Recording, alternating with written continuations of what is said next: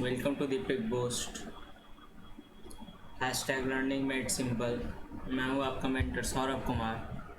तो आगे हम लोग अपने इलेक्ट्रिसिटी के लास्ट लेक्चर में जो है लेक्चर नंबर 7, तो हम 7 लेक्चर में इलेक्ट्रिसिटी चैप्टर को कंप्लीट कर लिए अच्छे क्वेश्चन प्रैक्टिस के साथ। मैं हूँ आपका mentor Saurabh Kumar.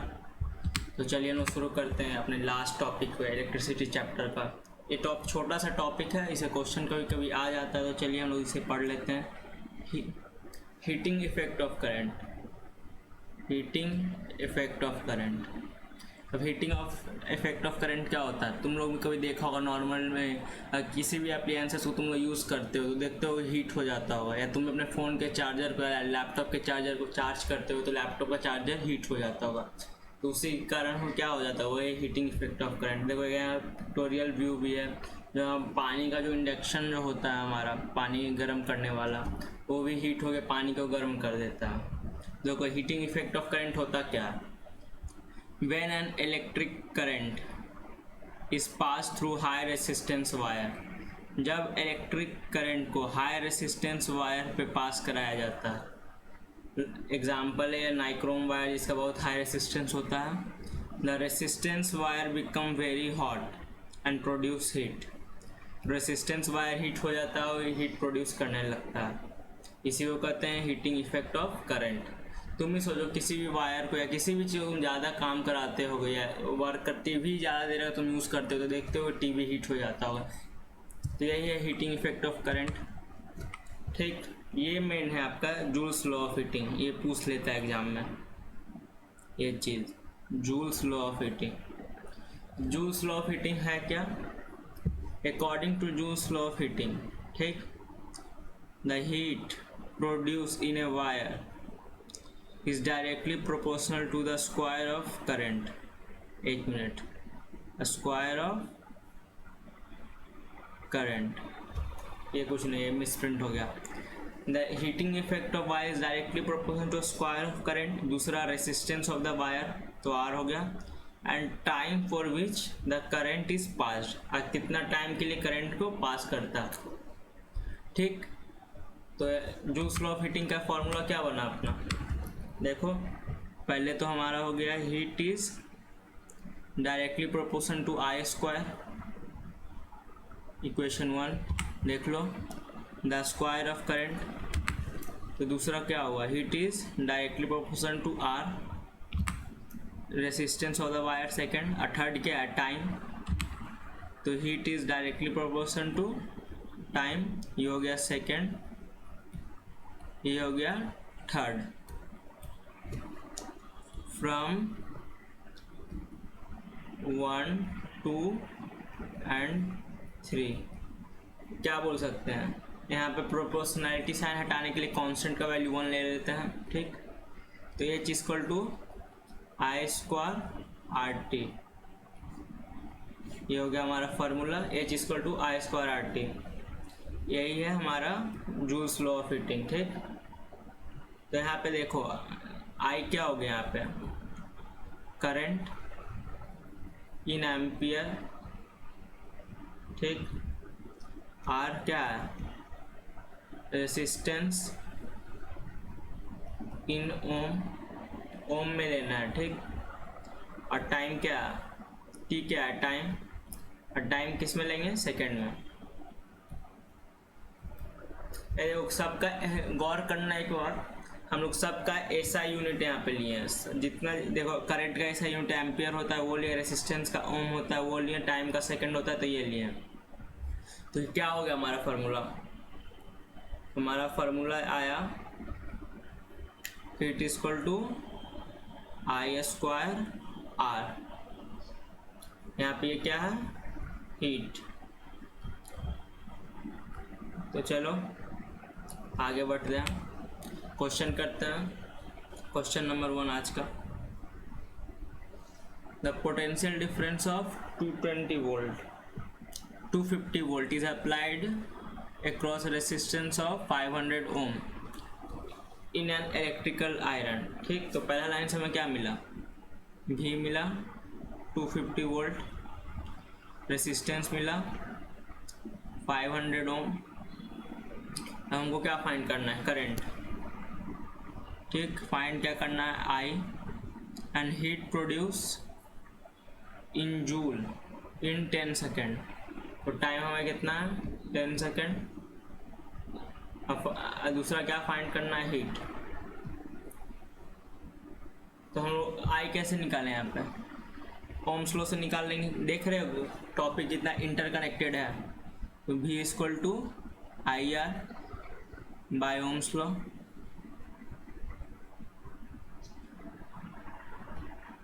V equal to I R, V कितना है 250, आई नहीं पता, into 500।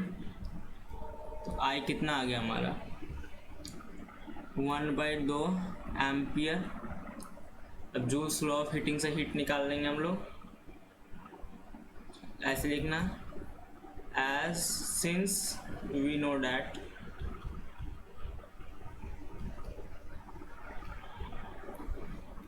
H equal to I square R T.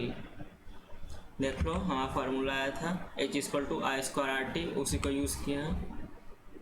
तो हीट निकालना है, आई कितना है 1/2 का होल स्क्वायर, आर कितना है हमारा 500। और टाइम देखो सेकंड में ही है, और देख लो रेसिस्टेंस भी सेकंड में आया था, एम्पियर भी सेकंड में आया था। तो टाइम कितना है 10 सेकंड। तब इसको ये कितना 1/4 आएगा, तो ये कटेगा, ये तुम्हारा आ जाएगा लगभग ये 120 शायद।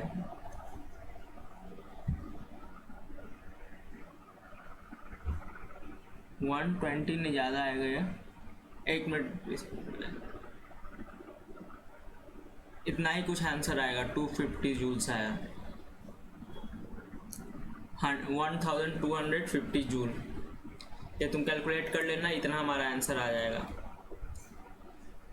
कैलकुलेशन है, बाकी बहुत आसान है, तुम खुद कर लोगे।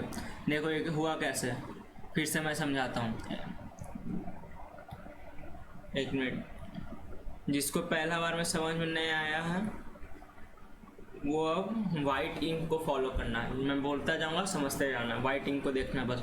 ए पोटेंशियल डिफरेंस ऑफ 250 वोल्ट, तो देखो 250 वोल्ट लिख दिए, is applied across resistance of 500 ओम। 500 ओम का रेसिस्टेंस में अप्लाई हो गया, इन इलेक्ट्रिक आयरन में ये अप्लाई हुआ। ठीक, कैलकुलेट करंट, करंट नहीं पता, देखो जो नहीं पता सब कुछ लिखते जाओ, ये गिवन था हमारा सब। ठीक, आई नहीं पता, करंट। दूसरा क्या निकालना है कि heat produce in joules in 10 second. 10 second में हीट निकालना था, 10 सेकेंड टाइम मिला और हीट निकालना था। तो by Ohm's law V equal to I R होता है। तो पुट करके आई का वैल्यू निकालनी है। अभी जूल्स लॉ ऑफ हीटिंग से पढ़े हैं ये, H equal to I square R T. तो H निकालना था, आई का वैल्यू यहाँ से पुट किए, R/T था, आंसर आ गया। तो अब आया हम लोग नेक्स्ट क्वेश्चन पे, कैलकुलेट द, ये क्वेश्चन नंबर 2 है हमारा आज का। Calculate the heat produce when इतना coulomb charge is pass, 96,000 coulomb charge is pass in 1 hour through the potential difference of 50 volt. ठीक, हमको क्या क्या पता है यहाँ पे, Q कितनी है 96,000, टाइम कितना है 1 आवर 60 मिनट। इसको चेंज करेंगे हम लोग सेकेंड में, तो 60 इंटू 60 इतना सेकेंड। भी कितना है हमारा 50 वोल्ट। दोनों क्या निकालना है, कैलकुलेट द, देखो मेरे को क्या फाइंड आउट करना है, कैलकुलेट द हीट प्रोड्यूस। तो हमारा H यहाँ पे अननोन है। ठीक, तो चलो शुरू करते हैं। H निकालने के लिए लोग क्या क्या चाहिए खुद देखो, आई स्क्वायर आर टी, आई का कुछ ज़्यादा पता नहीं, आर का भी नहीं, भी का टी का तो पता है हमें, ये पता है, ये दोनों हम लोग को नहीं पता है। तो आओ ये दोनों को निकालते हैं। आई कैसे होता है, आई का बेसिक फॉर्मूला क्या है, Q/T। तो Q कितना है हमारा ये हमारा फर्स्ट सेकंड लेक्चर का बात है, I equal to Q upon T. अगर नहीं जानते हो तो जाके जरूर लेक्चर देख लेना, प्लेलिस्ट में तुमको दे दूंगा। प्लेलिस्ट तुम्हारा बेल क्या बोलता है आइकन में मिल जाएगा, साइड में जो आता है आपका। ठीक, तो आई कितना था हमारा, क्यू कितना था 96,000 और टाइम कितना आया था 36,000, सॉरी 3600। तो 2 0 से 2 0 गया। ये कितना आएगा आई का वैल्यू हमारा, ये हमारा आई का वैल्यू कुछ आई इक्वल टू कितना आ रहा है, ये 6/16 एक 0 है। तो हमारा आई का वैल्यू 26.67 आ रहा है। ठीक, तो आई हमारा आ गया इतना एम्पियर। अब रेसिस्टेंस निकालना है। ठीक, अगला काम तो हमारा रेसिस्टेंस का। रेसिस्टेंस कैसे होगा, ओम्स लॉ से निकाल लेंगे। यहाँ पे लिख देना by Ohm's law, V equal to I R. तो V कितना है हमारा 50, I कितना है 26.67 इंटू आर। तो हमारा R यहाँ से निकल जाएगा 1.87। ठीक, कैलकुलेशन है कर लेना। अब हाँ क्या होगा, लिखेंगे H equal to I square R T. तो आई का वैल्यू वहाँ कितना आया था 26.67 का होल स्क्वायर। अभी हम लोग आर निकाले 1.87 और हमारा टाइम कितना है देख लो 3600 सेकेंड, 3600। ठीक, तो ये कितना आ जाएगा हमारा 4, ये हमारा कैलकुलेट होके आ रहा है 4788400 जूल। ये हमारा आ गया आंसर जूल में। कहीं हीट का आंसर हमेशा जूल में आता है, तो अब हम लोग इसको किलो जूल में भी चेंज कर सकते हैं। 4784 किलो जूल, ये हो गया हमारा हीट का वैल्यू। देखो ये अच्छा क्वेश्चन था, यहाँ पे मैं स्टार लगा देता हूँ। देखो उसमें क्या क्वेश्चन पूछा था, मैं फिर से समझा रहा हूँ तुम्हें, शांति से समझते जाओगे सीख जाओगे। देखो यहाँ हीट क्या कैलकुलेट हीट प्रोड्यूस कर निकालना था हम लोग को। व्हेन इतना कूलम चार्ज, मतलब Q का वैल्यू गिवन था हमारा, इज ट्रांसफर्ड इन 1 आवर। तो 1 आवर को हम सबसे पहले क्या किया, चेंज कर लिया। अब पोटेंशियल गिवन था हमारा 50 वोल्ट, तो Q हमारा इतना था। टाइम को चेंज किया सेकेंड में। अब भी गिवन था हमारा, ये देखो। तो आई इक्वल टू क्या होता है Q अपॉन टी। ये हमारा लेक्चर 2 से आया था, लेक्चर 2 में पढ़े हैं इसके बारे में। ये एकदम कॉमन बेसिक डेफिनेशन है करंट की। तो ये आया हमारा आई का वैल्यू, बाय ओम्स लॉ लगाए हम लोग, V equal to I R, भीड़ बराबर इंडियन रेलवे। तो हम 50 ये था, आई का वैल्यू निकाला था, इससे R निकल गया। ये जूल्स लॉ ऑफ हीटिंग से आया। ठीक, तो आंसर आ गया हमारा। ये रहा हमारा क्वेश्चन। ठीक, तो ये क्या बोल रहा है, two connecting wire of same material, मतलब दोनों सेम मटेरियल से बना हुआ है, इक्वल लेंथ का है एंड इक्वल डायमीटर। पहले they are connected in series and then they are connected in parallel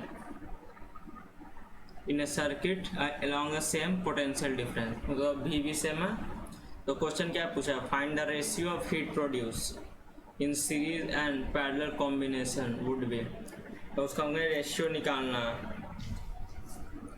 ठीक,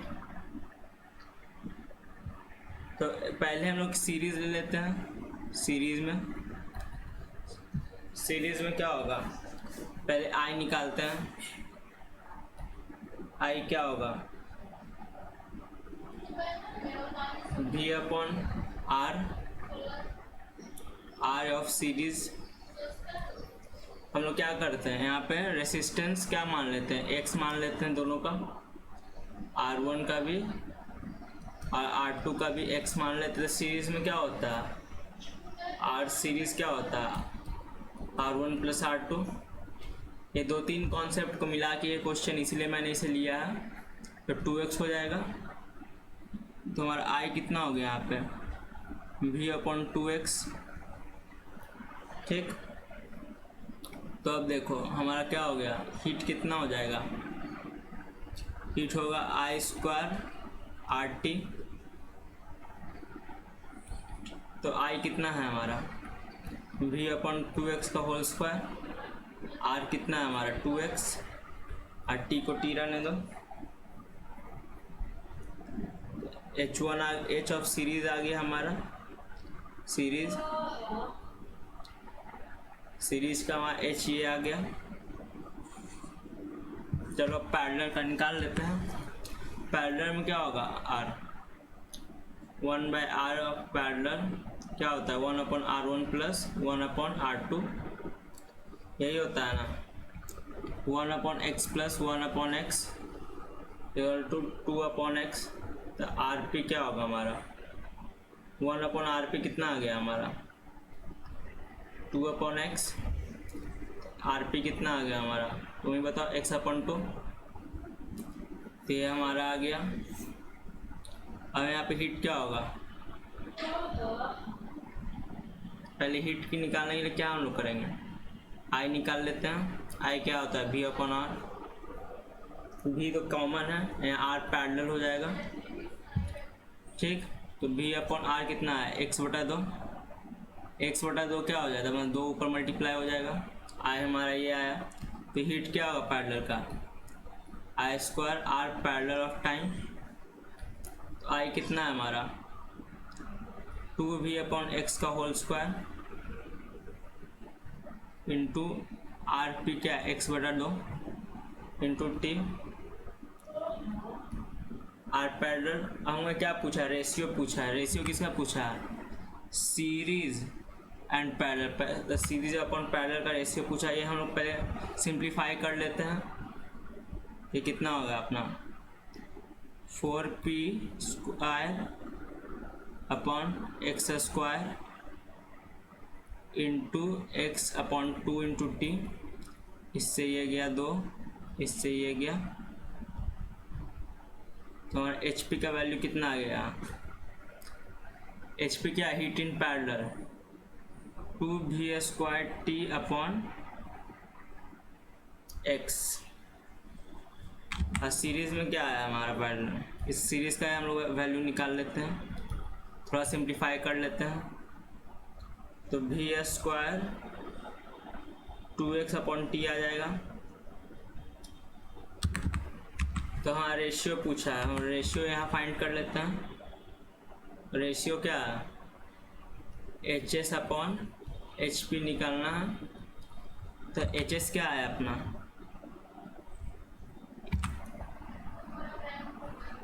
V² upon x, V² 2/2x आया है।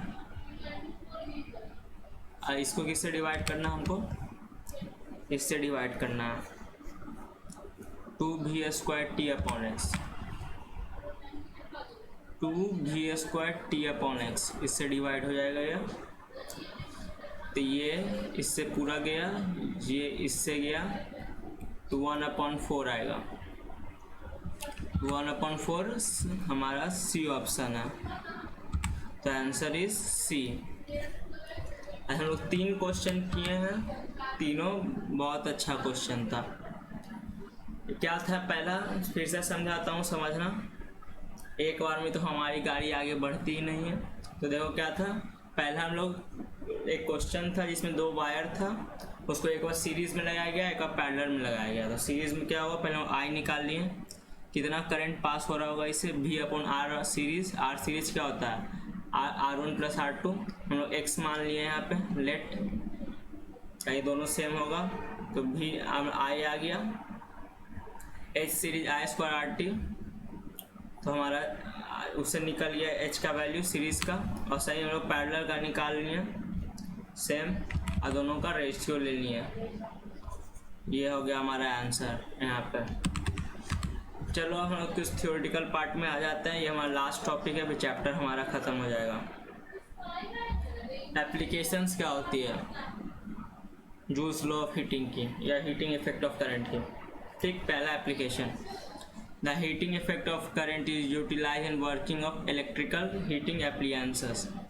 देखो ये सब जल्दी मैं निकाल दूंगा, क्या तुम लोग खुद से पढ़ के नोट्स में लिखना है। कहाँ कहाँ यूज होती है? इलेक्ट्रिकल आयरन में यूज होती है, केटल्स में, टोस्टर में, ओवन में, यही सब में यूज होती है, वाटर गीजर, हीटर गीजर में। दूसरा, heating effect of current is utilize in electric bulb, electric lamp for producing light. मतलब ये ज़्यादा किस में यूज होता है? हमारा जो बल्ब ये सब होता है उसमें हीट होता है बल्ब, उस पर यूज हो जाता है। तो फिर हमारा क्या नोट, टंगस्टन मेटल को यूज़ किया जाता है। टंगस्टन मेटल यूज़ होता है हमारा फिलामेंट बनाने के लिए। जो 100 वाट का बल्ब तुमने देखा ही होगा, जो हमारा कुछ ग्रीन कलर का होता है, उसके अंदर जो फिलामेंट होता है छोटा छोटा, वो टंगस्टन का बना हुआ रहता है। ये इंपॉर्टेंट पॉइंट है, ठीक। और इसे क्यों यूज़ किया जाता है टंगस्टन को? क्योंकि उसका इलेक्ट्रिक बल्ब का यूज़ इसलिए होता है क्योंकि उसका वेरी हाई मेल्टिंग पॉइंट होता है, मतलब कुछ ज़्यादा भी गर्म हो जाए तो वो मेल्ट नहीं करेगा। तो तीसरा देखो, heating effect of current is utilize in electrical fuse for producing household wiring and electric appliances. उसको फ्यूज़ बनाने में यूज़ होता है। ज़्यादा हीट होगा तो फ्यूज तुम्हारा जलेगा, एप्लियंसेस बच जाएगा। अगर ये पॉइंट्स टू रिमेंबर है, ये तुम्हारा 3 मार्क्स में पूछ देता है, बहुत इंपॉर्टेंट है। 3 मार्क्स में पूछ सकता है ये चीज़, या 2 मार्क्स में। देखो ये चीज़, ये तो क्वेश्चन ही आ जाएगा कि वाई आर्गन और nitrogen are used in electrical bulb. ठीक, देखो in air, in presence of air electric bulb, if air is present in electric bulb, ठीक है, अगर बल्ब में एयर रहे तो क्या होगा? Extremely hot tungsten filament. Tungsten क्या होता है? जो बल्ब के अंदर होता है, अभी मैंने बताया, वो बर्न कर जाएगा quickly in presence of air. क्यों? Air support combustion. So the electric bulb, इसी कारण से electric bulb are filled with chemical unreactive gases. Unreactive gases हम लोग यूज़ करते हैं आर्गन और नाइट्रोजन, और ए मिक्सचर ऑफ बोथ, या दोनों का मिक्सचर यूज़ करते हैं। क्यों? दीज गैसेस लाइक आर्गन और nitrogen do not react with hot tungsten filament and hence prolong life the filament of electric bulb। इससे क्या होगा? ज़्यादा दिन तक हमारा इलेक्ट्रिक बल्ब चलेगा। तो ये हो गया हमारा चैप्टर फिनिश, फिजिक्स का चैप्टर 1 लोग फिनिश कर दिए हैं। देखो अब तुम लोग का 3 घंटे में हमें फिनिश कर दिया, तो कैसे हो गया है 3 घंटे में फिनिश? क्या कि हम लोग स्मार्ट बोर्ड्स के यूज़ कर करके, हम टेक्नोलॉजी का यूज़ कर करके, जो हमारा वाइट बोर्ड में पढ़ाई होता था, हमें ये वाइट बोर्ड अगर रहता तो जो हमें कम से कम 7 से 8 आवर लगती है इलेक्ट्रिसिटी चैप्टर के लिए, पर जो हमारा स्मार्ट बोर्ड यूज़ हो रहा है उससे हम इसे 3 से 4 आवर में फिनिश कर दिए। मतलब 50% तुम्हारा टाइम बच जाता है स्मार्ट बोर्ड के टेक्नोलॉजी के कारण। तुम्हें देखो हम लोग सारा पीपीटी के फॉर्मेट में लेके आ जाते क्वेश्चन, ये सब तो तुम्हें आसान होती थी और जल्दी हमारा कुछ लेक्चर्स भी कंप्लीट हो जाता था। इसीलिए हमारा लेक्चर आधा घंटा का ही होता है, या 40-45 मिनट। कोई इंपॉर्टेंट टॉपिक जिसमें रेसिस्टेंस का था जो 1 घंटा गया था, क्योंकि वो बोर्ड्स में बहुत ज़्यादा चांसेस है आने का, और प्रैक्टिस भी मुझे कराना था उसमें। तो आराम से हम लोग 50% टाइम बचा रहे हैं, हमारा चैप्टर भी कंप्लीट हो गया। तो मैंने इलेक्ट्रिसिटी चैप्टर तुम्हारा 3 से 4 आवर में अच्छे से कंप्लीट करा दिया। तो अगर तुम लोग बोलोगे तो मैं PYQs भी इसका करा दूंगा, या अभी करा दूंगा, या लास्ट 2 मंथ में जनवरी फरवरी में एक सीरीज़ निकाल दूंगा PYQs का, उस टाइम हम लोग करेंगे। तो thank you guys watching for this video. Channel को सपोर्ट करें, सब्सक्राइब कर लेना। Bye bye.